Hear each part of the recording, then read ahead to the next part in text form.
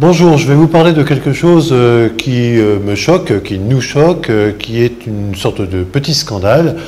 Je parle de la suppression de l'allocation pour l'accession à la propriété. L'APL, accession dans le jargon, eh bien, c'est une aide qui a été supprimée d'un trait de plume lors du vote de la loi de finances 2018, qui me fait penser que parfois les parlementaires ne sont pas très avertis des conséquences de leur vote.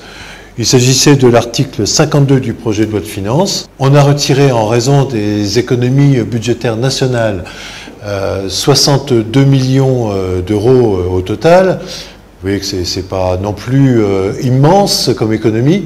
En revanche, pour les familles qui avaient droit à cette APL, eh bien c'est un vrai drame. C'est très simple à comprendre. Cette APL qui se montait à environ 430 € mensuels pour les personnes éligibles, permettait aux foyers modestes, aux familles de conditions salariales inférieures, un couple par exemple cumulant 2000 € mensuels de revenus à deux, eh bien, de bénéficier de ces 430 € et de pouvoir prétendre à des financements bancaires pour accéder à la propriété. Voilà, une petite maison bien confortable pour le couple, les enfants. Avec l'APL, ça leur faisait entre 80 et 100 € à débourser chaque mois. Eh bien, ça leur permettait d'être propriétaires, alors que souvent, ces personnes étaient évidemment locataires, mais pas n'importe où.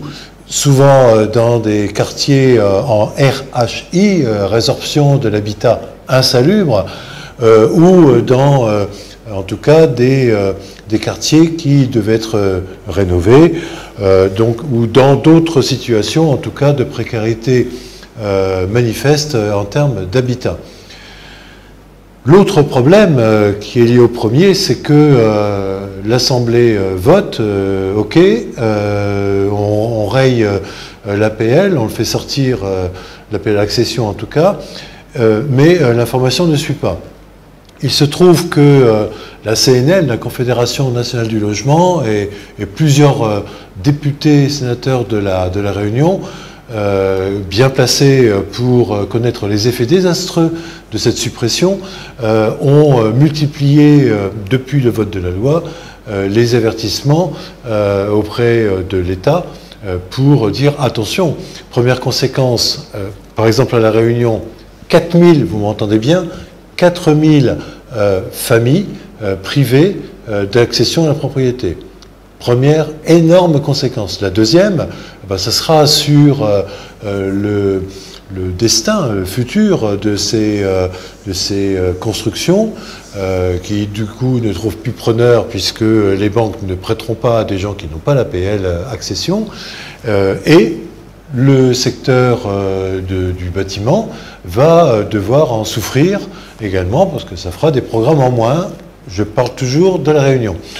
Au total, pour l'économie budgétaire que j'ai signalée au total sur un an, 62 millions, eh bien, on va mettre 4000 personnes, aux familles plus exactement, plus que dans l'embarras.